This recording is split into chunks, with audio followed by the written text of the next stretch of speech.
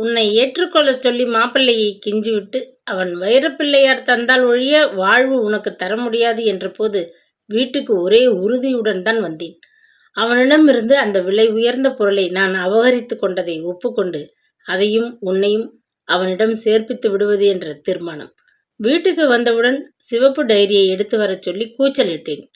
நான் சில சமயங்களில் அதில் முக்கியமான சங்கதிகளுக்கு குறிப்பு வைத்திருப்பது உண்டு. சமீப காலத்தில் ஏற்பட்ட பல குழப்பங்களில் எனக்கு அந்த வைரப்பிள்ளையாரை எங்கே ஒளித்து வைத்தேன் என்ற சங்கதி மறந்து போய்விட்டது. டைரியில் குறித்து வைத்திருப்பேன் என எண்ணி அதை புரட்டிய போது எந்த குறிப்பும் காணவில்லை. குழப்பமும் ஆத்திரமும் தாளாது உனக்கு அதிர்ஷ்டமில்லை என கத்தினேன். ஆனால் அடுத்த நாள் என் பெட்டிக்குள் நான் வேறு எதையோ தேடிய போது என் கைக்குட்டையில் பத்திரமாக முடிச்சிட்டு வைத்திருந்த வைரப்பிள்ளையார் அகப்பட்டு விட்டது. இன்று நீ உன் அத்தையுடன் உன் கணவன் வீட்டுக்கு கிளம்பி இருக்கிறாய். அவன் உன்னை ஏற்று வாழ்க்கை கொடுத்து விட்டால் நான் இறந்த பிறகு இதை கண்டுபிடித்து அவன் வசம் ஒப்படைத்து எனக்காக மன்னிப்பு கேட்டுக்கொள். அவன் உன்னை ஏற்காவிட்டால் உன்னிடம் இதை எடுத்து தந்து விடுகிறேன். வைரப்பிள்ளையாருடன் போய் அவன் காலில் விழுந்தால் மனம் கனிந்து ஏற்றுக்கொண்டு விடுவான். பேராசையினால் நான் செய்த பிசகு இப்படி உன் வாழ்வில் மண்ணை அள்ளி போடுமென நினைக்கவில்லை. என்னை மன்னித்து விடு. எனக்கு எப்பொழுதுமே பண ஆசை இருந்தது. அதன் பலனை நன்றாக அனுபவித்து விட்டேன். உன் அன்புள்ள அப்பா ரத்னசாமி. இப்போது அவளுக்கு புரிந்துவிட்டது. அவள் தந்தை அவளது கணவனை மோசடி செய்தது உண்மை. அதை விற்க கொண்டு வந்து நரேந்திரன் கொடுத்ததுமே அதை திருடி கொள்ள திட்டமிட்டு விட்டார். எடுத்துக்கொண்டு அவர் ஏமாற்றி விட்டார். அதை சொல்லத்தான் அன்று ஆஸ்பத்திரியில் அவர் அவளை அருகில் அழைத்து பேச முற்பட்டார். வாய்ப்பு இல்லாது அவர் மறைந்து போனார். கிட்டத்தட்ட 2 ஆண்டுகளாகிவிட்டன. அவளும் அப்பாவின் பீரோவை திறந்தே பார்க்காது நாட்களை வீணே ஓட்டிவிட்டிருந்தாள். ஆமாம், அவள் இப்பொழுது என்ன செய்ய? கடிதத்தை மீண்டும் படித்துவிட்டு பிரமிப்புடன் நின்று கொண்டிருந்தாள். கடிதத்தையும் வைரப்பிள்ளையாரையும் பத்திரமாக லாக்கருக்குள் வைத்து பூட்டினாள். இத்தனை காலம் மனதை பாறாங்கல்லாக அமுக்கிக் கொண்டிருந்த வேதனை திடீரென்று மறைந்து மனம் லேசாகிவிட்டதை உணர்ந்தாள்.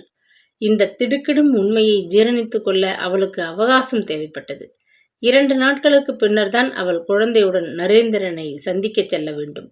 அந்த கடிதத்தை படித்த பின் நரேந்திரன் வெட்கி தலைகுனிய போகிறார். ரத்னசாமி செய்த மோசடியில் கொஞ்சமும் பங்கு இல்லாத நிரபராதியான அவளை இம்சை செய்து அவமானப்படுத்தி ஒதுக்கி வைத்தது மிருகத்தனமான செயல் என்பதை உணர்ந்து வேதனைப்படப் போகிறார். நன்றாக வேதனைப்படட்டும். வெட்கி மனம் குமையட்டும். இத்தனை காலம் அவள் பாடா பழியை சுமந்து எத்தனை கண்ணீர் வடித்திருக்கிறாள். இனி அவள் செய்யப்போவது இதுதான். கடிதத்தை கணவனிடம் கொடுத்து தன் மீது ஏற்பட்ட மாசை துடைத்து கொள்ளப் போகிறாள்.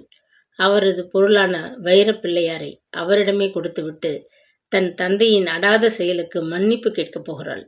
ஆனால் முதலில் எடுத்த அந்த முடிவை அவள் மாற்றிக்கொள்ளப் போவதில்லை. என்னையும் நீ மன்னிக்க வேண்டும் என்று நரேந்திரன் அவளிடம் குழைந்து பேசுவார். எத்தனை வற்புறுத்தினாலும் ஏமாந்து போய் அவள் மீண்டும் அவருடன் வாழ சம்மதிக்கப் போவதில்லை. நல்ல மாட்டுக்கு ஒரு சூடு போதாதா? தான் வரப்போவதை அவள் தொலைபேசியில் முன்னதாகவே நரேந்திரனுக்கு தெரிவிக்கவும் விரும்பவில்லை. கணவன் அலுவலகம் கிளம்ப ஆயத்தமாகும் முன் வீட்டுக்குள் நுழைந்து திடுக்கிட வைக்க விரும்பினாள். எத்தனை தடவை அவள் கணவன் அவளை திடுக்கிட வைத்திருக்கிறார். திகைத்து அழ வைத்திருக்கிறார். ஒரு தடவை அவரும் அந்த உணர்வை அனுபவித்து இருதயம் வாயுக்குள் வந்துவிட்டது போல் பதைக்கட்டும். பலவும் எண்ணி ஆத்திரம் கலந்த ஒரு சிரிப்பில் அவள் உடல் குலுங்கினாள். கொஞ்சம் நேரம் சிரித்து கொண்டே இருந்தாள். அன்று காலை சிவகாமி காஃபி பலகாரத்திற்கு பின்னர் வராந்தாவில் வழக்கம் போல காலை பத்திரிகைகளுடன் உட்கார்ந்திருந்தாள். மருந்து சாப்பிட மறந்துட்டீங்களே என்றபடி கங்கா தண்ணீர் டம்ளரும் மருந்து பட்டைகளுமாக அங்கு வந்தாள்.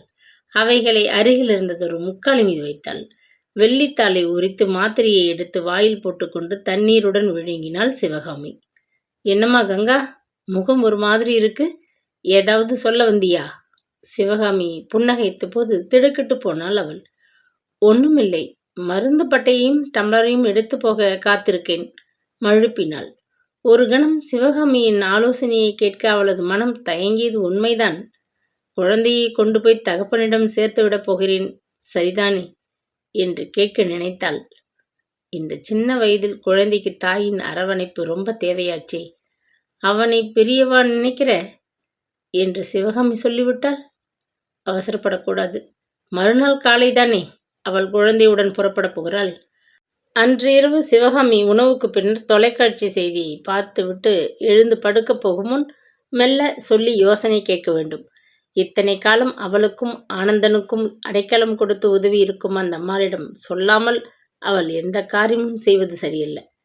சிவகாமி அம்மாள் என்ன சொல்லப் போகிறாள்? இது உன் பிரச்சனை, நீயே நன்றாக சிந்தித்து செயல்பட வேண்டும் என்று முடிவாக சொல்லிவிடுவாள். பிறரது அந்தரங்கத்தில் தலையிட்டு கொண்டு குழப்ப விரும்பாத ஒரு குணம் அந்த அம்மாளுடையது. கங்கா என்று மெல்லிய குரலில் சிவகாமி அழைத்தாள். தண்ணீர் டம்ளரை எடுக்க குனிந்த கங்கா திகைப்புடன் நிமிர்ந்தாள்.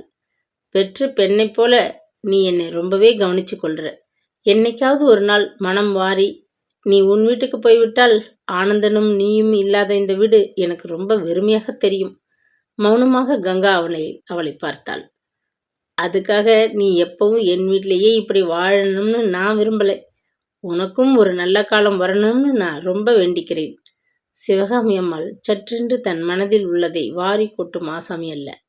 உள்ளம் குளிர்ந்து அவள் சொன்னதை கேட்டு மனம் சிலிர்த்து போனாள் கங்கா. நன்றி அம்மா என்று கூறிவிட்டு டம்ளர் மருந்து பட்டையுடன் உள்ளே சென்று விட்டாள். பகல் உணவுக்கு நீலாம்மாளுக்கு உதவ சமையல் அறைக்குள் புகுந்தபோது ஆனந்தன் காரணமின்றி வீறிட்டு அழ ஆரம்பித்தான். குழந்தையை எடுத்துக்கொண்டு வாசலில் போய் நின்று விளையாட்டு காட்டி சமாதானப்படுத்து போமா என்று நீலாம்பாள் அன்புடன் அதட்டினாள். நடையில் அழுத்தமான காலடி ஓசை கேட்டது. சிவகாமி அம்மாள் கையில் பிடித்த பத்திரிகையை தாளுடன் மூச்சிரிக்க வேகமாக வந்து கொண்டிருந்தாள். கங்கா, உனக்கு ஃபோன் வந்திருக்கு. பூரணி கூப்பிடுகிறாள். உன்னிடம் அவசரமாக பேசணுமாம் என்றாள். இந்த காலை வேளையில் பூரணி அவளை ஏன் அழைக்க வேண்டும்? சொன்ன கதையே திருப்பி சொல்ல மறுபடி அங்கே வர உத்தரவு கேட்கவா? உரத்த குரலில் அழுத மகனை வாரி அணைத்து கொண்டு அவனது கண்ணீரை புடவை தலைப்பால் துடைத்துவிட்டு அவனது விளையாட்டு பொம்மைகளில் 2 எடுத்துக்கொண்டு முன்னறைக்கு வந்தாள். குழந்தையை பொம்மைகளுடன் தரையில் விளையாட விட்டுவிட்டு தொலைபேசியின் ரிசீவரை எடுத்தாள். அண்ணி, நான் தான் பூரணி பேசுகிறேன். எப்படி சொல்றதுன்னு தெரியல, ஆனால் சொல்லாமல் இருக்கவும் முடியாது. கங்கா அரண்டு போனாள். பூரணி என்ன சொல்ல இந்த பீடிகை போடுகிறாள்? அவளது நெஞ்சு படபடவென்று அடித்து கொண்டது. கற்பனை பல உருவங்களில் சிறகடிக்கத் தொடங்கியது. எந்த சங்கதியானாலும் சொல்லு, கேட்கிறேன். கங்காவுக்கு வாய் உலர்ந்து போனது. கொஞ்ச நாளா வேலைக்கு கூட போகாத அண்ணன் முந்தானேத்து காலையிலிருந்து தான் தன் தொழிலை கவனிக்க ஆரம்பிச்சார். நேத்து மாலை புதுசா அவர் கட்டிக்கிட்டு இருக்கிற ஒரு ஃப்ளாட்டை பார்வையிட போன இடத்துல கல் குவியல் ஒன்று சரிஞ்சு அவர் மேலே விழ படுகாயமடைந்து நினைவில்லாம அமிர்தா மருத்துவமனையிலே அனுமதிக்கப்பட்டிருக்கார். நானும் என் கணவரும் அவரை பார்க்க புறப்பட்டு கொண்டிருக்கிறோம். உங்ககிட்ட இதை சொல்ல வேண்டியது என் கடமை. நேரடியாக வந்து சொல்ல நேரமில்லை. எனக்கே செய்தி இப்பத்தான் கிடைச்சது. அப்படியா? கேட்ட கங்கா திகைப்புடன் உறைந்து போனாள். அவளையும் மீறி கண்களில் பெருகிய கண்ணீர் கன்னங்களில் கோடிட்டது. அண்ணி, நான் கிளம்புறேன். வாசலில் என் கணவர் எனக்காக காத்து கொண்டு நிற்கிறார். அண்ணன் நிலை எப்படி இருக்குன்னு நினைக்கவே எனக்கு பயமா இருக்கு. வச்சிடட்டுமா? போனை டக்கென்று பூரணி வைத்து விட்டாள். தூது வந்த அன்று அவளிடம் கடுமையாகத்தான் தன் முடிவை தெரிவித்திருந்தாள் கங்கா. அதனாலோ என்னவோ பூரணி நடந்த செய்தியை மட்டும்தான் சொன்னாள். உடனே கங்கா புறப்பட்டு வந்து நரேந்திரனை பார்க்க வேண்டும் என்று ஏதும் சொல்லவில்லை. முன்னறைக்குள் தலையை நீட்டிய சிவகாமி ஆவலை அடக்க மாட்டாது கேட்டுவிட்டாள். கண் கலங்கி நிற்கிறியே, பூரணி ஏதாவது மனசு வேதனைப்படுற சங்கதி சொன்னாலா என்ன? ஆமாம் அம்மா, என் கணவர் மேற்பார்வையில் நடக்கும் கட்டட வேலை ஒன்றில் அவருக்கு பெருத்த விபத்து ஏற்பட்டு விட்டதாம். மருத்துவமனையில் நினைவில்லா நிலைமையில் சேர்க்கப்பட்டிருக்கிறாராம். அடக்கடவுளே, நான் உடனடியாக கிளம்பணும் அம்மா. குழந்தையையும் எடுத்துக்கொண்டு போக விரும்புகிறேன். ஒரு சமயம் அவருக்கு நினைவு வந்ததும் குழந்தையை பார்க்கணும்னு கேட்டா அடக்க முடியாது விசும்பினாள். என்ன விந்தை இது! சற்று நேரத்திற்கு முன்வரை நரேந்திரனை பற்றி கடுமையாக சிந்தித்தவள் அந்த செய்தி கேட்டதும் எப்படி மனம் கரைந்து துயரத்தில் துவண்டு போய்விட்டாள். கங்கா, நீ தைரியமா இருக்கணும். என்ன நடந்தது, நிலைமை எப்படி இருக்குன்னு நேர போய் பார்த்து தெரிஞ்சுக்கோ. பணம் ஏதாவது தேவைப்பட்டா நான் தரேன். இடுப்பில் இருந்த கொத்து சாவியை உருவி கொண்டாள் சிவகாமி. வேண்டாம் அம்மா, டாக்ஸி செலவுக்கு தேவைப்பட்டது கைவசம் இருக்கு. நான் போயிட்டு வரேன் என்று கூறியபடி கண்ணீரை துடைத்து கொண்டு குழந்தையை வாரி இடுப்பில் எடுத்து கொண்டாள். சங்கதி தெரிந்ததும் நீலாம்பாள் ஓடி வந்தாள். டாக்ஸி நிறுத்தம் வரை நான் கூட துணையா வரேன். தனியா போறியே அம்மா? ஆதங்கத்துடன் கேட்டாள். வேண்டாம் அம்மா, என்னால் சமாளிக்க முடியும். வீட்டு வேலைகளை பாதியிலேயே போட்டுட்டு போறேன்னு நினைக்காதீங்க. ரொம்ப அவசரம் என்று தடுமாறினாள். கங்கா, அது கிடக்கட்டும். உன் கணவரை உடனே போய் பாரும்மா. அதுதான் முக்கியமான வேலை என்று நீலாம்மாள் ஒரு துணிப்பையில் குழந்தையின் உடைகள் சிலவற்றையும் அவள் மாற்றுப்புடவை ரவிக்கை இத்தியாதிகளையும் பொறுக்கி போட்டு நிரப்பி கையில் கொடுத்து உதவினாள். உங்க வீடு இருக்குமா? அவசரப்படாம அங்கே தங்கியிருந்து வரலாம். எல்லாம் நல்லபடியா நடக்கும். கடவுள் நம்மை போன்றவர்களை கைவிட மாட்டார். ஆறுதலாக பேசியபடி கேட் வரை வந்து வழிவிட்டாள். தொலைபேசியில் பிறகு உங்ககிட்ட எல்லாம் சொல்றேன், வரேன் என்று கூறிவிட்டு விரைவாக நடந்தாள் கங்கா. முதலில் அவள் நேரடியாக அமிர்தா மருத்துவமனைக்கு போக முடியாது. குழந்தையை உள்ளே அனுமதிக்க மறுத்து விடுவார்கள். அதனால் அவள் நேரே நரேந்திரனின் பங்களாவுக்குத்தான் போக வேண்டும். நுங்கம்பாக்கம் ரேமண்ட் அவென்யூவுக்கு போகணும் என்று கூறிவிட்டு டாக்ஸிக்குள் ஏறி உட்கார்ந்து கொண்டாள். அது மெல்ல ஊர்வது போன்ற பிரமையில் தவித்து போனாள். டாக்ஸிக்குள் இருப்பவளை பார்த்ததும் காவலாளி கேட்டை அகலமாக திறந்து வைத்து சலாம் போட்டான். பணத்தை கொடுத்துவிட்டு இடுப்பில் குழந்தையை தூக்கி கொண்டு கையில் துணிப்பையை சுமந்தபடி வராந்தா படிகளில் ஏறியவளை தூரத்தில் இருந்தபடியே அடையாளம் கண்டு கொண்டு விட்டான் தங்கப்பன். உற்சாகமாக குறைத்து கொண்டு ஓடி வந்த திம்மனுக்கு கூட எஜமானி அவள் என்று புரிந்து கொண்டு விட்டிருந்தது. வாளை ஆட்டியபடி அவளது புடவை நுனியை முகர்ந்து பார்த்தபடி நின்றது. அது அது உங்க வீட்டு நாயம்மா, ஒன்றும் செய்யாது. குழந்தையையும் பையையும் இப்படி கொடுங்க, உள்ளே வாங்க என்று வரவேற்றான் தங்கப்பன். அம்மா, வந்துட்டீங்களா? நீங்க கட்டாயம் வருவீங்கன்னு தெரியுமா ஐயாவுக்கு என்று பதட்டமாக பேசியபடி உள்ளே இருந்து விரைந்து வந்த தாயம்மாள் கண்ணீருடன் விம்மினாள். இந்தா, நீ ரொம்ப கலாட்டா செய்யாதே. அவங்களே அரண்டு புரண்டு வந்திருக்காங்க. பிள்ளையை பிடி. நான் ஆஃபீஸுக்கு போன் போட்டு காரை வரவழைக்கிறேன். பிறகு அம்மாவோட நீ கூட ஆஸ்பத்திரிக்கு துணையாக போயிட்டு வா. நான் வீட்டில் குழந்தைய வச்சுக்கிட்டு இருக்கேன். கைப்பிள்ளைகளை உள்ளார விட மாட்டாங்கன்னு தெரியும் இல்லையா? மனைவியை அதட்டினான் அவன். சிறிது பொழுதில் நரேந்திரனது படகு கார் வாசலில் தோய்ந்த உணர்வுகளுடன் காரில் ஏறிக்கொண்டாள்.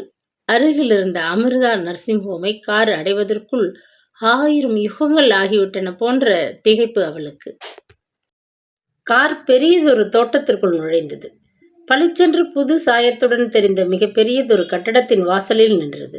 சில கோடி ரூபாய்களை விழுங்கிவிட்டு வானத்தை பார்த்து உயரமாக சில அடுக்கு மாடிகளுடன் நின்ற அந்த புது மருத்துவமனை சமீப காலத்தில் தான் அங்கே உருவாகி செயல்பட்டு கொண்டிருந்தது.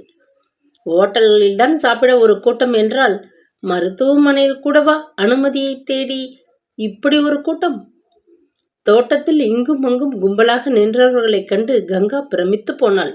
வாசல் முன்னாளில் இருந்த பெரிய வரவேற்பறையை அடைத்துக் கொண்டிருந்த கண்ணாடி கதவையும் அதை காவல் செய்து நின்று கொண்டிருந்த காக்கிச் சீருடை காவலாளியையும் பார்த்த மாத்திரமே அவள் குடல் புரண்டு பீதி வயிற்றை கப்பிக்கொண்டது.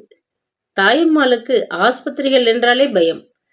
கழுத்திலே ஸ்டெதஸ்கோப் மாலையுடன் வெள்ளை கோட்டில் பரபரவென்று உள்ளே வருவதும் போவதுமாக இருந்த இளம் வைத்தியர்களையும் கஞ்சியில் முடப்பாகி நின்ற வெள்ளை சீருடையில் பாதனை சப்திக்க வேகமாக நடந்து உள்ளே சென்று கொண்டிருந்த நர்ஸ் பெண்களையும் வியப்பும் கலவரமாக பார்த்தபடி காரிலிருந்து மெல்ல இறங்கினாள். ரிசப்ஷன் மேஜைக்கு பின்னால் நின்று கொண்டிருந்த அழகி தன் பார்வையை கண்ணாடி கதவு வழியே வெளியே செலுத்தினாள். அன்று காலையிலிருந்து அந்த படகுக்கார் பலரை சுமந்து கொண்டு வருவதும் போவதுமாக இருந்ததை அவள் கவனித்து கொண்டுதான் இருந்தாள். 3வது தளத்தில் வராந்தாவின் முடிவில் இருந்த VIP தீவிர கண்காணிப்பு அறையில் தன் நினைவின்றி பலத்த காயத்துடன் படுக்கையில் கிடக்கும் நரேந்திரனது கார் அது என்றவரை அவள் புரிந்து கொண்டிருந்தாள். வியாபார உலகில் பெரியதொரு புள்ளியாக இருக்க வேண்டும். மருத்துவமனையில் அனுமதித்த கொஞ்ச நேரத்தில் அவனை பார்க்க எத்தனை பேர்கள், எத்தனை கார்களில் வந்து போய் கொண்டிருந்தனர். அந்த படகு காரில் வந்து போன அவனது அலுவலக ஊழியர்கள் தான் எத்தனை பேர். சிலருக்கு நோய் நொடிகள் ஏற்படும் போது கூட ஒரு தனி ராசி. அவள் தாய் முற்றத்து பாசியில் வழுக்கி விழுந்து காலை ஒடித்து கொண்டு கட்டு போட்டு கொண்டு வீட்டோடு இருந்தபோது அவளை பார்க்க பக்கத்து வீட்டுக்காரியும் எதிர் வீட்டு அம்மாளும் ஒரே ஒரு தடவை வந்து போனார்கள். அதற்கு பின் இருக்கிறாளா செத்தாளா என்று கேட்க யாருமே கிடையாது. ஏழைகளுக்கு ஏற்படும் இடர்களை பற்றி யாருக்கு அக்கறை? பணக்காரர்களுக்கு பல்வலி வந்துவிட்டால் கூட எத்தனை ஆர்ப்பாட்டம், எத்தனை சிகிச்சை, எத்தனை பார்வையாளர்கள். தனக்குள்ளே குமைந்தபடி வண்டியிலிருந்து இறங்கிய 2 பெண்களையும் ஊன்றி பார்த்தாள். கொஞ்சம் வயதானவள் போல தெரிந்த பெண் நரேந்திரன் வீட்டு வேலைக்காரி என்பதில் சந்தேகமில்லை. எஜமானரை பார்க்க அவசரமாக எண்ணெய் தடவி முடியை வாரி இழுத்து முடிச்சிட்டு கொண்டு வந்திருக்கிறாள். கொடியில் காய வைத்திருந்த சேலையை சுருக்கம் களையாது அப்படியே அணிந்து கொண்டு வந்திருக்கிறாள். நெற்றியில் அப்பிக் கொண்டிருந்த குங்குமத்துடன் வியர்வையும் தலையில் பூசியிருந்த எண்ணெயும் கலந்து புருவங்களிடையே மூக்கின் மீது வழிந்து கொண்டிருந்தது. அவள் பக்கத்தில் ஒடிசலாக உயரமாக பார்க்க லட்சணமாக தெரிகிறவள் உறவுக்காரியோ? இருக்க முடியாது. வேலைக்காரியுடன் வந்து இறங்கி அந்த பெண் வீட்டு சமையற்காரியாக இருக்க வேண்டும். இடையில் வாயில் புடவையும் கழுத்தில் தாலி சரடும் கைகளில் கண்ணாடி வளையல்களும் நெற்றி நிறைந்த குங்குமமாக வந்து நிற்கும் அவள் நரேந்திரன் போன்ற பெரிய மனிதரின் ஏழை உறவுக்காரியோ? பூரணி, அவள் கணவன் யோகநாதன் முதலியோர் சற்று முன் காரில் வந்து இறங்கி உள்ளே செல்ல விவரம் கேட்டபோது தன் முத்துப்பற்கள் தெரிய முருவளித்து பணியோடு பதில் சொன்ன அவளுக்கு அந்த இருவரையும் கண்டதும் கொஞ்சம் அசட்டையாகத்தான் இருந்தது. அலுவலகத்து மேனேஜரிலிருந்து வீட்டு தோட்டக்காரன் வரை பார்க்க வந்தவர்களுக்கு பதில் சொல்லி போலியாக புன்னகைத்து அவளுக்கு தாடை வலித்து போயிருந்தது. கண்ணாடி கதவை திறந்து கொண்டு மேஜை முன் வந்து நின்றவர்களை பாராது போல ஒரு ஃபைலை புரட்டி கொண்டிருந்தாள். காயமுற்று இங்கே திரு நரேந்திரன் அவர்கள் அனுமதிக்கப்பட்டிருக்கிறார் என்று கேள்விப்பட்டோம். அவரை பார்க்க வந்திருக்கிறோம். கங்கா பேசுவதற்குள் திணறி போனாள். அம்மா, வந்துட்டீங்களா? நானே நேரே வந்து கூட்டிக் கொண்டு வந்திருக்கணும். இங்கே கவனிக்க வேண்டிய வேலைகள் ரொம்ப இருந்ததால் முடியலை. மன்னிக்கணும். இப்படி வாங்கோ. தாயம்மா, நீயும் கூட வா என்று அவர்களை அழைத்ததை கேட்டு அந்த பெண் திடுக்கிட்டு போனாள். உண்மையில் இந்த ஏழை பெண்ணா நரேந்திரனது மனைவி? அதற்கு மேல் அவளுக்கு சிந்திக்க பொழுது இருக்கவில்லை. மற்ற நோயாளிகளை பற்றி விவரம் அறிய வந்து கொண்டிருந்தவர்களுக்கு பதில் அளிக்கவும் ஓயாது ஒலித்த தொலைபேசியை எடுத்து பதில் சொல்லவுமே அவளுக்கு சரியாக இருந்தது. இருக்க வேண்டிய இடத்தில் இருந்தால்தானே உறவுக்கும் மதிப்பு உண்டு. சிவகாமி அம்மாள் வீட்டில் வேலைக்காரியாக வேலை செய்து கொண்டிருந்த அவளை பிரபல தொழிலதிபர் நரேந்திரனின் மனைவி என நம்ப அந்த பெண் மறுத்ததில் நியாயம் இருக்கிறதே. தன்னுள் எண்ணி நொந்து கொண்டு யோகநாதனை பின்பற்றி லிப்டுக்குள் நுழைந்தாள் கங்கா. 3வது தளத்தில் இறங்கி மெல்ல வராந்தாவில் நடந்தார்கள் அவர்கள். தாயம்மா, ஐயாவை பார்த்து இறஞ்சி அழுது கலாட்ட பண்ணக்கூடாது. டாக்டர்கள் வர நேரம். ஒரு 5 நிமிஷம் பார்த்துட்டு நீ போய் காரில் உட்கார்ந்துக்கோ, தெரிஞ்சுதா? யோகநாதன் மெல்ல கூறினார். தாயம்மாள் தலையை ஆட்டியபடி பின்னால் மெல்ல நடந்தாள். வராந்தாவில் ஒருபுறம் காத்து கொண்டு நின்ற பூரணி ஓடி வந்து கங்காவை அணைத்து கொண்டாள். அண்ணி, நமக்கு போதாத காலம். இல்லாட்டா இப்படி ஒரு விபத்து ஏற்பட்டிருக்குமா? அண்ணன் கிடக்கிற கோலத்தை பார்த்தால் முடிக்காது விசும்பினாள். வராந்தாவில் பலத்த காலடி ஓசை கேட்டதும் பூரணி விலகி கொண்டு கண்களை துடைத்து கொண்டு நகர்ந்து தன் கணவன் அருகே நின்று கொண்டாள். மருத்துவமனையின் தலைவர் தமது உதவி டாக்டர்கள் நர்சுகளுடன் நரேந்திரனை பார்க்க வந்து கொண்டிருந்தார். யோகநாதனை பார்த்து தலையசைத்துவிட்டு டாக்டர் தமது குழுவினருடன் உள்ளே சென்றார். 1/2 மணி நேரத்திற்கு மேலாகியது. கங்கா நெஞ்சு படபடக்க டாக்டர் என்ன சொல்ல போகிறாரோ என்று கிளியுடன் நின்று கொண்டிருந்தாள். ஒரு நர்ஸ் கதவை திறந்து எட்டி பார்த்து யோகநாதனை உள்ளே அழைத்தாள். சிறிது பொழுதில் கங்காவையும் உள்ளே வருமாறு கூப்பிட்டாள். பெரிதாக தெரிந்த அறையின் மத்தியில் கிடந்த கட்டிலின் மீது வெள்ளை விரிப்பின் மேல் தலையில் பலத்த கட்டுடன் தன் நினைவின்றி நரேந்திரன் கிடந்தான். கை மடக்கில் ரப்பர் குழாய் மூலம் குளுக்கோஸ் துளி துளியாக சென்று கொண்டிருந்தது. கட்டிலின் தலைமாட்டிலும் பக்கத்திலும் ஏகப்பட்ட பரிசோதனை சாதனங்கள், இதய துடிப்பை எடுத்து காட்டும் மானிட்டர் இத்தியாதிகளை பார்த்தபோது அவள் திகைப்பும் துயரமும் மேலிட்டு நடுங்கி போய்விட்டாள். அவள் தந்தை நோய்வாய்ப்பட்டு ஆஸ்பத்திரியில் இருந்தபோது பல தடபுடல் சிகிச்சைகள் நடந்தன. ஆனால் இத்தனை அமர்க்கலப்படவில்லையே. நரேந்திரனுக்கு ஏற்பட்டிருக்கும் காயம் மிக பலமானதாக உள்ளதோ? அவரை குணப்படுத்துவது கடினம் என டாக்டர்களே பயப்படுகிறார்களோ? ஏதாவது செய்து பார்க்கலாம் என்ற எண்ணத்துடன் தான் இந்த பலத்த சிகிச்சை முறைகளை அபியாசிக்கிறார்களோ? எனக்கு கணவன் என்ற உறவுக்காக இல்லாவிட்டாலும் ஆனந்தனுக்கு தந்தையாக இவர் வாழ அருள் பாவிக்க வேண்டும். கடவுளை கருணை செய்யும் என பலவும் எண்ணி கண்களில் நீர் புரள துயரத்தில் திணறிக் கொண்டு நின்றாள். ஏம்மா, நீங்க தானே இவர் மனைவி? சிறிது சந்தேகத்துடன் தலைமை டாக்டர் அவளை ஏற இறங்க பார்த்தபோது உடல் குறுகி போனாள். மௌனமாக தலையசைத்தாள். அப்பொழுது விஷயத்தை உங்களிடம் சொல்ல வேண்டியது என் கடமை. இவருக்கு ஏற்பட்ட விபத்தில் தலையில் பலத்த அடி ஏற்பட்டிருக்கிறது.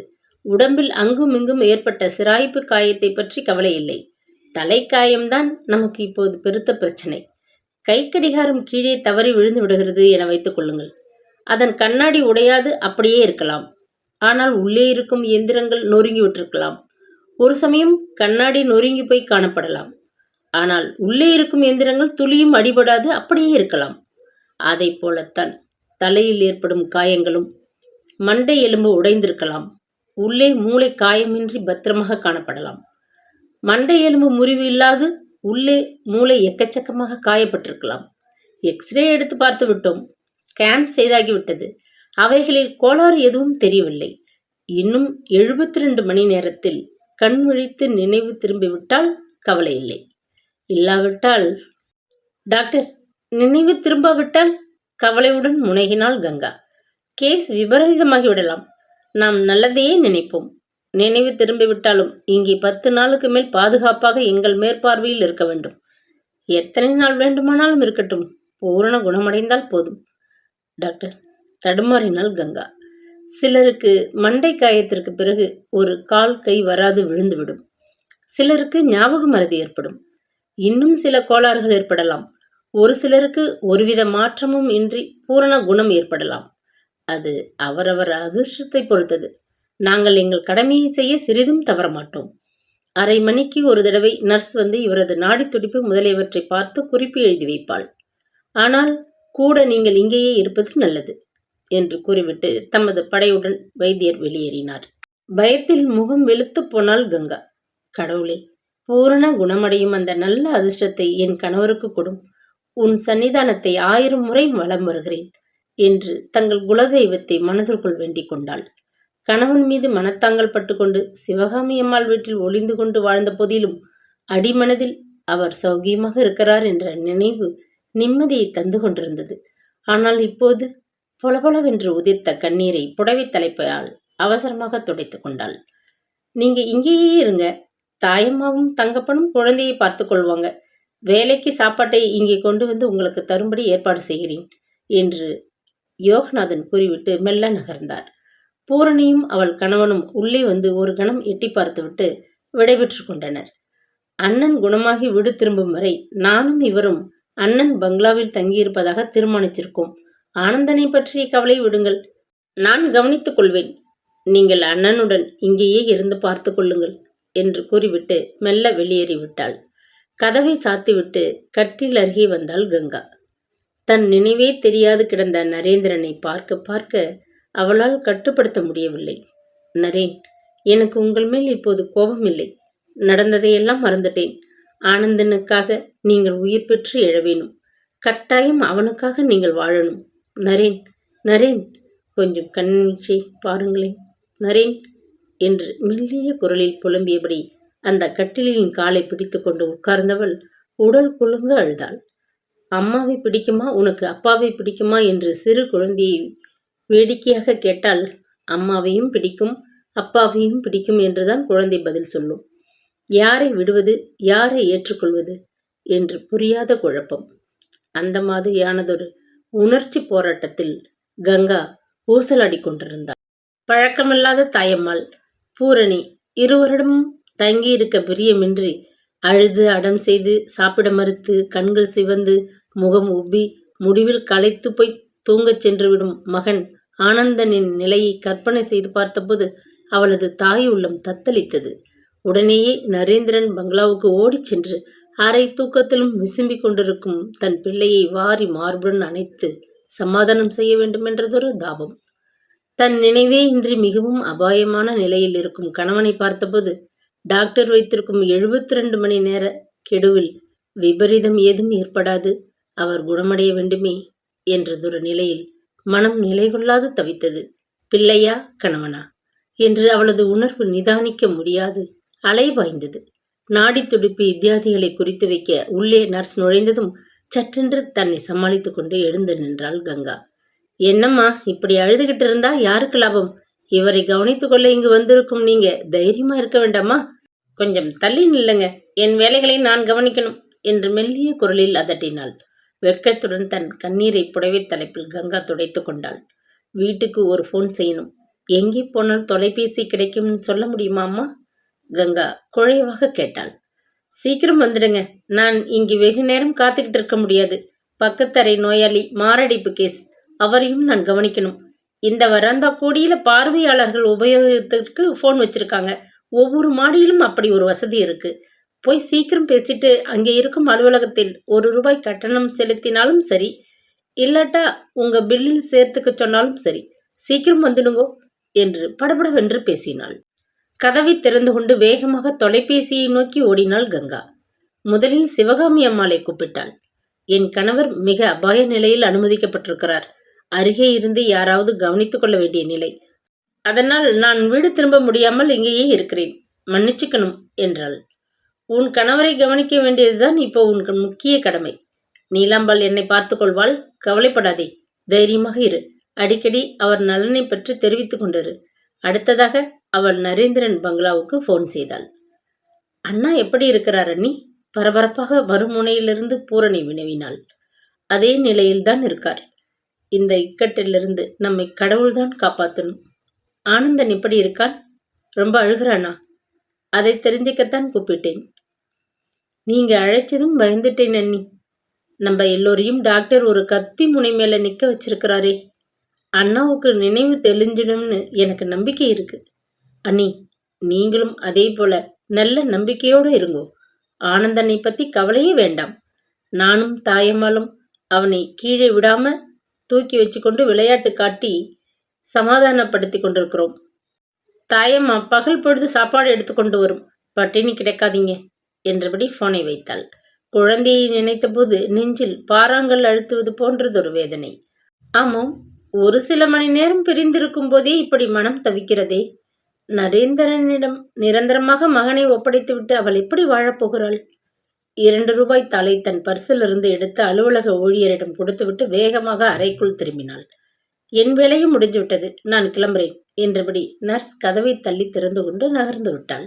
அசையாது பொம்மை போல படுக்கை மீது கண்களை மூடியபடி கிடந்த கணவனை பார்த்தபோது இதயம் சுக்கலாகிவிடும் போன்ற வேதனையில் துடித்தது. நினைவு வந்து கொஞ்சம் கண்களை திறந்து பார்க்க மாட்டாரா என்ற ஆவலுடன் அவனது முகத்தையே பார்த்து கொண்டு உட்கார்ந்திருந்தவளின் கண்கள் பூத்து போயின. உள்ளே அடிக்கடி வந்து நாடி பிடித்து பார்த்து கொண்டு ரப்பர் குழாய்களை சரி செய்து விட்டு போன நர்ஸ் பெண்ணிடமோ, மணிக்கு ஒரு தடவை வந்து இதய துடிப்பை பரிசோதித்து கொண்டிருந்த இளம் டாக்டரிடமோ அவள் எதுவும் கேட்க முடியவில்லை. எப்படி இருக்காரம்மா என்று பகல் பணிக்காக புதிதாக உள்ளே வந்த நர்ஸ் பெண்ணிடம் கேட்டபோது அவள் பட்டென்று பதிலளித்தாள். இன்னும் 72 மணி நேரம் போனால்தான் சொல்ல முடியும், டாக்டர் சொல்லிவிட்டாரே. சும்மா எங்களை கேட்டால்? அழுத்து கொண்டாள் அவள். வரக்கூடாத துன்பம் வந்துவிட்டால் அனுபவிக்க வேண்டிய சிரமங்களையெல்லாம் பாராட்டவே கூடாது என்பது அவள் தந்தை நோயாளியாக மருத்துவமனையில் இருந்தபோதே அவளுக்கு ஏற்பட்டிருந்த அனுபவம்தான். ஆனாலும் பாழ் மனம் கேட்கவில்லை. சற்றென்று நிலைமையை தெரிந்து கொள்ள வேண்டும் என்ற பரிதவிப்புத்தான். பொறுமையாக இருங்கம்மா என்று புன்னகைத்து விட்டு நர்ஸ் வெளியேறிவிட்டாள். சிறிது பொழுதில் தாயம்மாள் பகல் உணவை டிஃபன் செட்டில் எடுத்துக்கொண்டு உள்ளே வந்தாள். முன்னரை போன்ற அமைப்பில் அமர்ந்து தட்டில் தாயம்மாள் பரிமாறிய உணவை கையால் தொடக்கூட கங்காவுக்கு பிடிக்கவில்லை. வயிறு பசித்தது.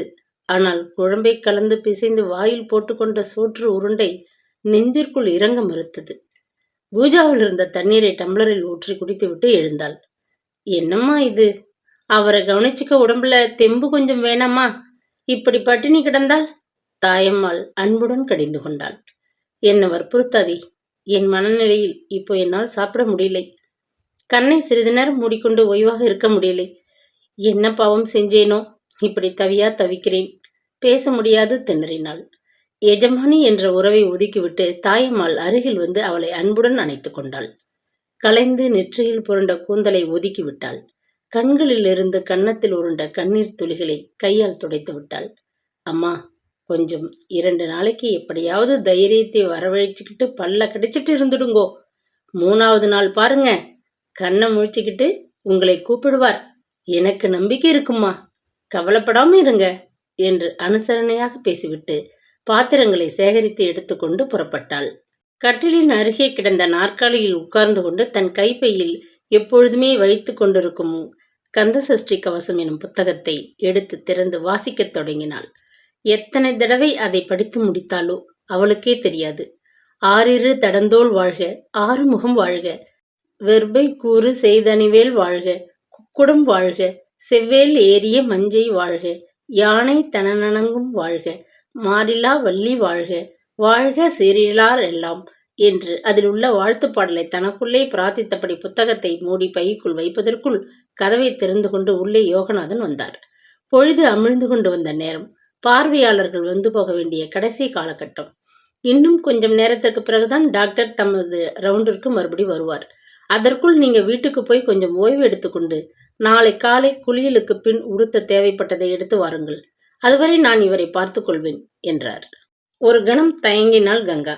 வீட்டுக்கு போனால் குழந்தையை கொஞ்சம் தூக்கி வைத்து கொஞ்சிவிட்டு வர முடியுமே என்றதொரு ஆசை. இன்னொரு புறம் யோகநாதன் பத்திரமாக பார்த்து கொள்வார் என்ற நினைவில் கிளம்பினாள்.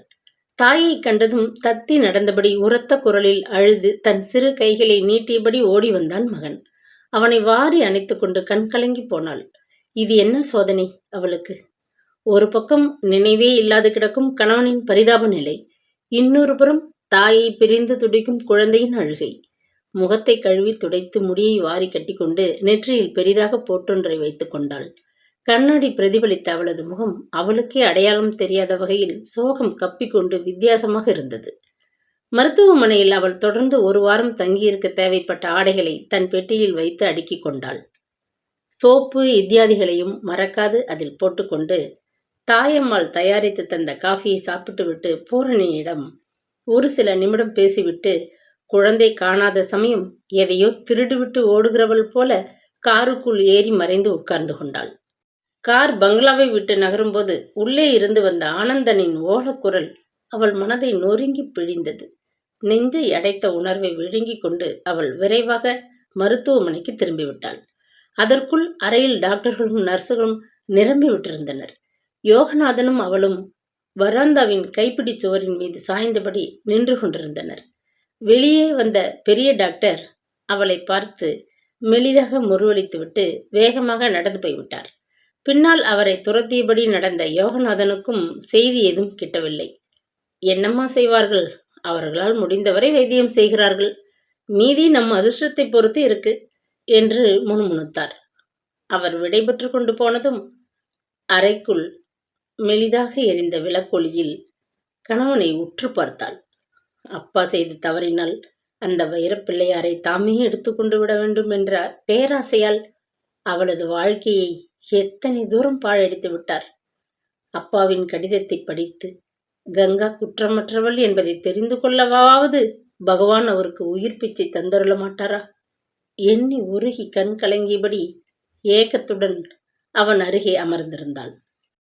இரவில் அருகில் இருந்த சோபாவின் மீது சரிந்து கொண்டு களைப்பை மீறி கண்களை மூடிய போதிலும் ஒரு சிறு சப்தம் கேட்டாலும் சட்டென்று விழித்து கொண்டு எழுந்து சென்று அவனை உன்னிப்பாக பார்த்தாள். மூச்சு விடுகிறாரா என்று பலமுறை அருகில் நின்றபடி நெஞ்சு படபடக்க கணவனை உற்று பார்த்தபடி நிற்பது வழக்கமாகிவிட்டது. 10 நிமிடம், அரை மணி, 1 மணி, 24 மணி நேரம் என்ற பொழுதை அவள் எதிர்பார்ப்புடன் கழித்து கொண்டிருந்தாள். கணவனை கவனித்துக் கொள்ளும் அதிகமான சிரத்தையால் அவள் மெல்ல மகனை கூட மறந்தவளாக இருந்தாள். டாக்டர் வைத்த கெடுவரை மருத்துவமனையை விட்டு அந்த அறையை விட்டு நகரக்கூடாது என்கிறதொரு பிடிவாதத்தில் அவள் ஆனந்தனை பற்றி உணவு கொண்டு வந்த தாயம்மாளிடம் விசாரித்து அறிந்து கொண்டாள். நரேந்திரனை டாக்டர்கள் பரிசோதிக்கும் போது வராந்தாவில் வந்து நிற்க நேரிட்ட அந்த சில நிமிடங்களில் ஓடி சென்று சிவகாமி அம்மாளை தொலைபேசியில் அழைத்து கணவனது உடல்நிலையை பற்றி அன்றாடம் சொல்லி வந்தாள். 3வது நாள் காலை விடியலுக்கு முன் உள்ளே நுழைந்த பகல் வேலை நர்ஸ் இரவு பணி நர்ஸிடம் தகவல்கள் கேட்டு குறிப்பு எழுதி கொண்டிருந்த சமயம் அறைக்குள்ளே அடங்கியிருந்த குளியல் அறைக்குள் புகுந்து பச்சை தண்ணீரில் அவசரமாக குளித்து மாற்றுடை அணிந்து கொண்டு தலையை வாரி முடிச்சிட்டு பளிச்சென்று நெற்றியில் பொட்டுடன் வெளிவந்தாள். துதிப்போர்க்கு வல்வினை போம் துன்பம் போம் என்று கந்தர் சஷ்டி கவசத்து ஆரம்ப துதியை தன் மனதிற்குள்ளே சொல்லிக்கொண்டு ஜன்னல் ஓரம் நின்றாள். யோகநாதன் காஃபி பிளாஸ்குடன் அங்கு வந்தார். 72 மணி என்றால் டான் என்று அந்த நேரத்திலே குணம் தெரிய வேண்டும் என்று எதிர்பார்த்து உணர்வுகளின் இறுக்கத்தில் புழுங்காதீர்கள். கொஞ்சம் காஃபி சாப்பிடுங்கள், டாக்டர்கள் வரும் நேரம் என்றார். 3வது நாள் கெடு முடிந்து விட்டதே, இன்னமும் நரேந்திரன் மயக்கமாகவே இருக்கிறாரே என்ற கவலையுடன் யோகநாதன் அவளிடம் நீட்டிய பிளாஸ்கை திறந்து கொஞ்சம் காப்பியை மூடியில் ஊற்றி விழுங்கினாள். வராந்தாவில் டாக்டர்களின் பேச்சுக்குரலும் பலத்த காலடி சப்தமும் கேட்கவே கையில் பிடித்த பிளாஸ்குடன் யோகநாதனுடன் வெளியே வந்து வராந்தாவில் நின்று கொண்டாள். மனதிலே ஏகப்பட்ட பரபரப்பு. மேலே காப்பியை குடிக்க முடியாது. பிளாஸ்கை மூடி ஒரு பக்கம் கீழே வைத்துவிட்டு தவிப்புடன் நின்று கொண்டிருந்தாள். டாக்டர் தமது உதவி வைத்தியர்கள் நர்சுகளுடன் உள்ளே நுழைந்தார். கதவு சாத்தப்பட்டது. அறைக்குள்ளே இப்போது என்ன நடக்கிறது என்று தெரிந்து கொள்ளும் ஆவலில் அவள் மனம் பதைத்தது. ஒரு சில நிமிடங்கள் கழித்து படக்கென்று அறைக்கதவை திறந்து பெரிய டாக்டர் தலையை நீட்டினார். கங்கா என்பது நீங்க தானே? கொஞ்சம் உள்ளே வரீங்களா? புன்னகைத்தார். மார்பு படபடக்க, கால்கள் தள்ளாட, வாய் உலர்ந்து போன கங்கா சற்றென்று உள்ளே நுழைந்தாள். உங்கள் பெயரை சொல்லி கூப்பிடுகிறார், கிட்ட சென்று பாருங்கள், அவருக்கு நினைவு மெல்ல வந்து கொண்டிருக்கிறது என்றார் மகிழ்ச்சியுடன். அசையாது கிடந்த நரேந்திரனது கால்களும் கைகளும் மெல்ல இப்படியும் அப்படியும் புரண்டன. கண்களை லேசாக திறந்து பார்த்தான். கங்கா, கங்கா என்று மெல்லிய குரலில் கூப்பிட்டான். நான் தான் கங்கா, கிட்டக்கத்தான் இருக்கிறேன் என்று கங்கா தழுதழுத்தாள். வெறுமையான அவனது பார்வை அவள் முகத்தின் மீது நிலைத்து, கங்கா, உண்மையில் நீயா என்றபோது கட்டு போட்டிருந்த பகுதியை தவிர சிறிது தெரிந்த அவனது கன்னங்களை மெல்ல வருடினாள். நரேன், நான் தான், உங்க கங்காதான் வந்திருக்கிறேன். நரேன், என்னை பாருங்கள் என்று அவள் விசும்பிய போது நர்ஸ் அவளை மெல்ல அணைத்து அப்பால் அழைத்து கொண்டு சென்றாள். இப்பத்தான் அவருக்கு நினைவு திரும்பி இருக்கு, நீங்க அழுது கலாட்டா பண்ணக்கூடாது என்று மெல்ல அதட்டினாள். கதவை தள்ளிக்கொண்டு உள்ளே வந்த யோகநாதன் முகத்தில் ஒரே மகிழ்ச்சி. டாக்டர்கள் நர்சுகள் எல்லோரும் புன்னகைக்க கங்கா கணவனை பார்த்து ஆனந்தத்தில் கண்களில் நீர் புரள நின்றாள். கடவுள் அவனை காத்தருளி விட்டாரே. முன்னரை போன்ற பகுதிக்கு கங்காவை வருமாறு டாக்டர் மெல்லிய குரலில் கூப்பிட்டார். கங்கா திடுக்கிட்டு போனாள். குறித்த காலகட்டத்திற்குள் நரேந்திரனுக்கு நினைவு திரும்பிவிட்டதைக் கண்டு எல்லோரும் மகிழ்ந்து கொண்டிருந்த சமயம் டாக்டர் ஏன் அவளை தனியாக அழைக்கிறார்? கவலையுடன் அவள் மெல்ல அந்த பகுதிக்கு விரைந்தாள். டாக்டர் முகத்தில் இன்னமும் புன்னகையின் ரேகை மறையவில்லை. அதை கண்டு அவளுக்கு சிறிது நிம்மதி ஏற்பட்டது. என்றாலும் மனதிற்குள் ஒரு பதட்டம். என்ன டாக்டர், என்ன சொல்ல விரும்புகிறீங்க? கவலையுடன் கேட்டாள். உங்கள் கணவருக்கு நினைவு திரும்பிவிட்டதை குறித்து நாம் எல்லோரும் மகிழ்ச்சி அடைகிறோம். ஆனால் நரேந்திரன் அவர்கள் தொடர்ந்து இன்னும் 15 தினம் இங்கேயே தங்கி எங்களது கண்காணிப்பில் இருக்க வேண்டும். அதற்கு உங்களுக்கு மறுப்பு உண்டா? மறுப்பா? இந்த வகையில் அவளுக்கு எதுவும் கூற உரிமை இருக்கவில்லை என்பது பாவம் அந்த வைத்தியருக்கு தெரிந்திருக்க நியாயமில்லை. அவமானத்தில் குறுகி போனாள். நீங்கள் அவரை கவனித்துக் கொண்டு வரும் டாக்டர். உங்கள் உத்தரவுப்படியே தானே நாங்கள் எல்லோரும் நடக்கணும். அதனால் மறுப்பு சொல்வதற்கு இடமே கிடையாதே. சாமர்த்தியமாக பதிலளித்தாள். இவருக்கு ஏற்பட்ட விபத்து சாதாரணமானதல்ல, ஒரு பயங்கர சம்பவம். இதனின்று எந்தவிதமான பெரிய கோளாறுகளும் இல்லாமல் நினைவு திரும்பிவிட்டிருப்பது ஒரு அற்புதம் என்றே சொல்ல வேண்டும். எதிர்பாராத வகையில் உடல்நிலையில் நல்ல அபிவிருத்தி ஏற்பட்டிருக்கிறது. அதை பத்திரமாக பாதுகாத்து இவர் பூரண குணமடைந்து வீடு திரும்ப செல்வது எங்கள் பொறுப்பு. புரிகிறது டாக்டர். இன்னும் எத்தனை நாள் இங்கே இருக்க வேண்டுமானாலும் தங்கியிருக்கட்டும். அபூர்வ சிகிச்சைகள் தேவைப்பட்டாலும் தயங்காமல் செய்யுங்கள். நாங்கள் எங்களால் முடிந்தவரை பலவித சிகிச்சைகளையும் செய்து கொண்டிருக்கிறோம். தேவைப்படும் பொழுது நிபுணர்களை வரவழைத்து ஆலோசனைகள் கேட்க தவறமாட்டோம். நீங்கள் கொஞ்சம் ஒத்துழைக்க வேண்டும். நான் என்ன செய்ய வேண்டும் டாக்டர்? பதட்டத்துடன் வினவினாள். இந்த 3 நாட்களிலேயே நீங்கள் மிகவும் சோர்ந்து காணப்படுகிறீர்கள். இன்னும் 2 வார காலம் இவரை இரவு பகல் 2 வேளைகளும் நன்றாக பார்த்து கொள்ள வேண்டும். உங்களால் சாத்தியப்படாவிட்டால் வேறு ஸ்பெஷல் நர்ஸ் யாரையாவது அமர்த்தலாமா என்று யோசிக்கிறேன். சிகிச்சை சம்பந்தப்பட்ட வகையில் வேறு தனிப்பட்டதொரு நர்ஸ் பெண்ணை அமர்த்த வேண்டுமானால் எனக்கு மறுப்பு இல்லை. இதுவரை என் கணவரை நான் கவனித்துக் கொண்டது போல தொடர்ந்து நானே பார்த்து கொள்கிறேன். களைத்து போய்விட மாட்டீர்களே? ஆபத்தான நிலையில் படுத்து கிடக்கும் கணவனை கவனித்துக் கொள்ள நேரும்போது மனைவி சோர்ந்து போக மாட்டாள் டாக்டர். வைத்தியர் மெலிதாக புன்னகைத்தார். அவ்வப்பொழுது கொஞ்சம் ஓய்வு எடுத்துக் கொள்ளுங்கள். நீண்ட நாள் நரேந்திரன் மயக்கமாக இருந்து விடுவாரோ என்று உள்ளூர நாங்கள் பயந்து கொண்டிருந்தோம். உங்கள் பாக்கியம், குறித்த காலத்திற்குள்ளாகவே அவருக்கு நினைவு திரும்பி விட்டிருக்கிறது. ஆனால் இப்பொழுது அவரது நினைவில் கொஞ்சம் குழப்பம் இருக்கும். எங்கிருக்கிறோம் என்று தெரியாது. சில சமயம் வேகமாக புரண்டு படுக்கையிலிருந்து விழுந்து விடலாம். அப்படி நேராது பார்த்து கொள்ள வேண்டியது உங்கள் பொறுப்பு. தற்சமயம் நாங்கள் உணவை குளுக்கோஸ் திரவமாக ட்ரிப் மூலம் உள்ளே செலுத்திக் கொண்டிருக்கிறோம்.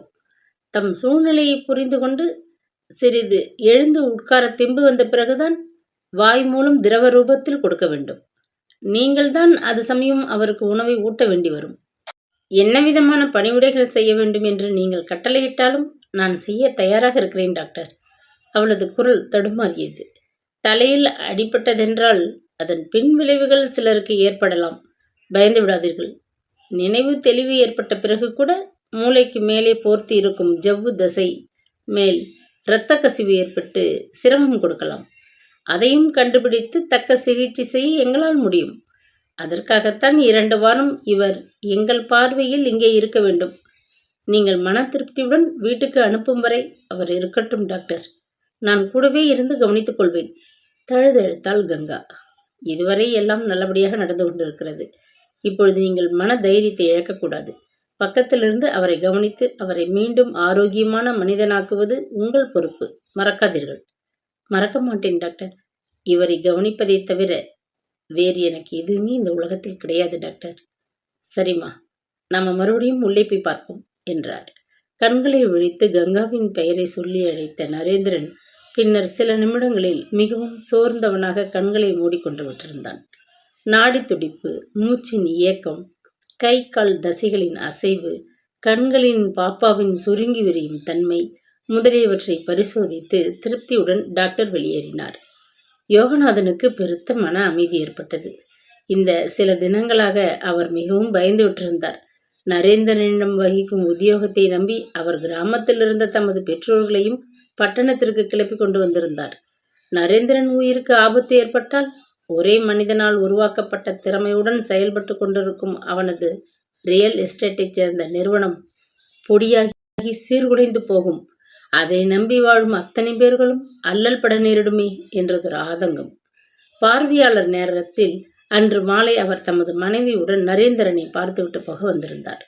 பூரணி தன் கணவனுடன் வந்திருந்தாள். அவர்கள் அனைவரையும் அடையாளம் கண்டு கொண்டதின் அறிகுறியாக நரேந்திரன் முகத்தில் புன்னகை ஒளியிட்டது. அண்ணா, நான் வந்திருக்கேன், தெரியுதா என்று அருகில் வந்து குனிந்தபடி பூரணி மெல்லிய குரலில் கேட்டாள். அறைக்குள் நுழைந்த நர்ஸ் அவளை அப்பால் அழைத்து அடிக்குரலில் அதட்டினாள். ஆளுக்கு ஆள் இப்படி கேட்டு அவரை தொந்தரவு செய்யக்கூடாது என்பது டாக்டர் உத்தரவு. கண் வீழ்ச்சி பார்க்கிறார், கால் கைகளே அசைக்கிறார். அதுவரை மகிழ்ச்சியாக இருங்க. அவராக பேச முயன்றால் ஒழிய யாரும் வற்புறுத்தக்கூடாது.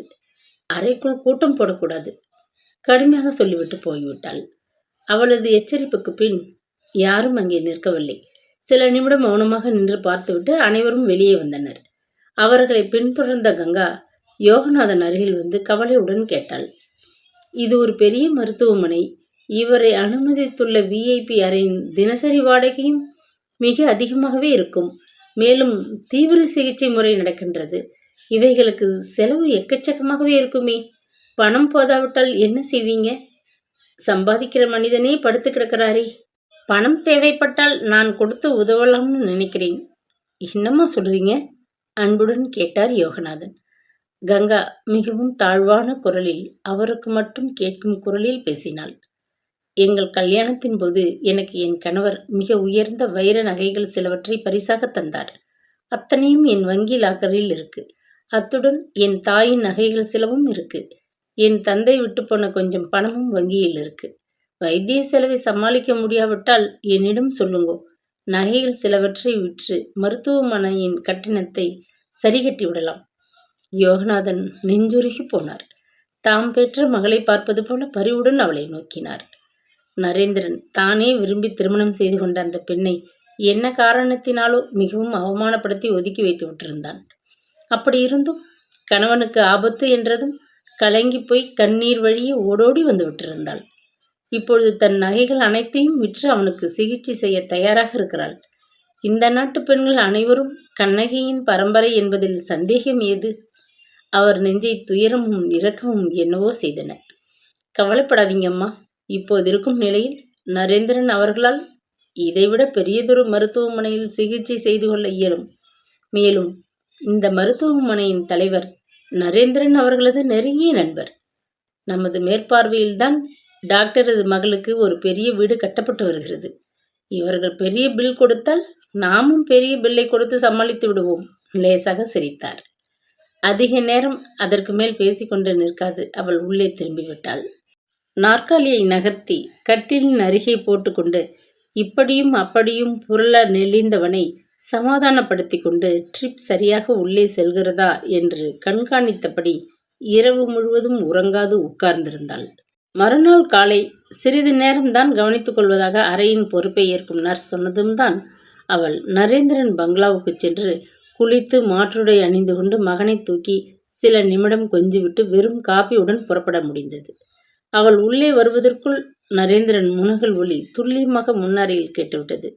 அம்மா, நீங்க அந்த பக்கம் போனதிலிருந்து வாய் ஓயாது உங்க பேரையே சொல்லிக்கொண்டு முனகிக்கிட்டு கிடக்கிறார் என்றாள் நர்ஸ். வேகமாக ஓடிச் சென்று குனிந்து கணவனது முகத்தை ஆவலுடன் பார்த்தாள். மெல்ல கண்களை திறந்தான் நரேந்திரன். முகத்தில் புன்னகை ஒளியிட்டது. கங்கா, வந்துட்டியா? என் கங்கா வந்துருவான்னு எனக்கு தெரியும். குழந்தை ஆனந்தனை பார்க்கணும். கங்கா எடுத்துக்கொண்டு வந்து காட்ட மாட்டியா? மிகவும் மெல்லிய குரலில் தட்டு தடுமாறியபடியே கேட்டான். அவன் கண்களில் நிறைந்த நீரைக் கண்டு துணுக்குற்று சற்றென்று துவாலையால் துடைத்து விட்டாள் கங்கா. ஆனந்தனை பார்க்கலாம், இன்னும் கொஞ்சம் உடம்பு குணமாகட்டும், கொண்டு வந்து காட்டுறேன், சமாதானப்படுத்தினாள். தலையில் சும்மாடு மாதிரி கட்டு போட்டிருக்கிறதை பார்த்து குழந்தை அழுவான் பயப்படுறியா? மெல்ல சிரித்தான் நரேந்திரன். அத்தனை அளவுக்கு அவன் நினைவு தெளிந்து விட்டிருப்பதை உணர்ந்து மகிழ்ச்சியுடன் கூட சிரித்தாள் கங்கா. அதிகம் பேசாதீங்க, ஓய்வா இருங்க, ஆனந்தனை கட்டாயம் அழைச்சிட்டு வருவேன் என்று மெல்ல அவனது தோலை தட்டி ஆறுதல் சொன்னாள். ஒரு வார காலத்திற்குள் படிப்படியாக அவனது உடல் நலத்தில் குணம் தெரிந்தது. டாக்டரிலிருந்து நர்ஸ் வரை அனைவரையும் அடையாளம் கண்டு பேசினான். கை கால்களை நன்றாக அசைக்க முடிந்தது. மெதுவாக நிமிர்ந்து தலையணை குவியல் மீது சாய்ந்து கொள்ளவும் அவனால் முடிந்தது. நொடிக்கு பல தடவை கங்கா கங்கா என்று அன்போடு அழைத்து அவளது கைகளை இறுக்கமாக பற்றி கொண்டான். என்னென்னவோ அவன் சொல்ல விரும்புவதை கண்கள் கனிவாக காட்டின. ரொம்ப அலட்டிக்காதீங்க, பிறகு பேசிக்கலாம் என பலமுறை கங்கா அவனது உற்சாகத்தை அடக்கி கண்காணிக்க வேண்டியிருந்தது. ட்ரிப் நிறுத்தப்பட்டு வாய் மூலம் திரவ உணவு தரலாம் என டாக்டர் உத்தரவிட்டதும் அவனுக்காக தனியாக வெஜிடபிள் சூப் செய்து வைக்க தாயம்மாளுக்கு உத்தரவிட்டு அதை தானே சென்று எடுத்து வந்து ஸ்பூனால் துளி துளியாக அவன் வாயில் ஊட்டினாள். இப்போ எனக்கு ஒரு ஞாபகம் வருது கங்கா, நான் சிறுவனாக இருந்தபோது ஒரு சமயம் காய்ச்சல் வந்து படுத்துட்டேன். இப்படித்தான் அம்மா எனக்கு சூப் ஊட்டி விடுவாங்க என்றபடி அவளது கரத்தை பற்றி கொண்டான். கங்கா, என்னை மன்னிச்சிட்டியா? துயரத்தில் தடைப்பட்ட குரலில் கேட்டான். இப்போ இதை சாப்பிடுங்கோ, பிறகு உடம்பு தேறி வீட்டுக்கு வந்த பிறகு பழைய கதைகளை பேசலாம், அன்போடு அதட்டினாள் அவள். அன்று மறுநாளே மருத்துவமனை தலைவரிடம் மிகவும் கேட்டுக்கொண்டு கங்கா குழந்தை ஆனந்தனை எடுத்து வந்திருந்தாள். படுக்கையில் சாய்ந்தபடி உட்கார்ந்திருந்த நரேந்திரன் தன் கைகளை நீட்டி, என் குழந்தையை இப்படி கொடு, கொஞ்சம் மடியில் வைத்துக்கொண்டு அவனை தொட்டு பார்க்க விரும்புகிறேன். ஆனந்தன், என் கண்ணி, இப்படி வா என்று அன்புடன் அழைத்தான். அவனது தோற்றத்தை கண்டு பயந்து அழ முயன்ற குழந்தையை சமாதானப்படுத்தி கட்டிலின் ஓரத்தில் அவன் அருகே உட்கார வைத்தாள் கங்கா. தன் மகனின் மென்மையான கன்னங்களை மெல்ல வருடிவிட்டு மிகச் சிரமப்பட்டு குனிந்து குழந்தையின் கன்னங்களில் முத்தமிட்டான் நரேந்திரன். ஆனந்தன், என் கண்ணி, நம்ம வீட்டுக்கு நீ வந்துட்டியா? அது போதும் என்று கூறிவிட்டு மெல்ல தன் மார்புடன் மகனை அணைத்து கொண்டான். ஆனந்தனை அவன் மிகவும் நேசிக்கிறான் என்ற உண்மை கங்காவின் மனதை நெகிழச் செய்தது. பொங்கி வந்த கண்ணீரை சமாளிக்க அவள் தரையை பார்த்தாள். போதும் கொஞ்சியது, உடம்பை அலட்டிக்க கூடாது என்று குழந்தையை வாரி தூக்கி கொண்டு போலியான கோபத்துடன் சிரித்தாள் கங்கா.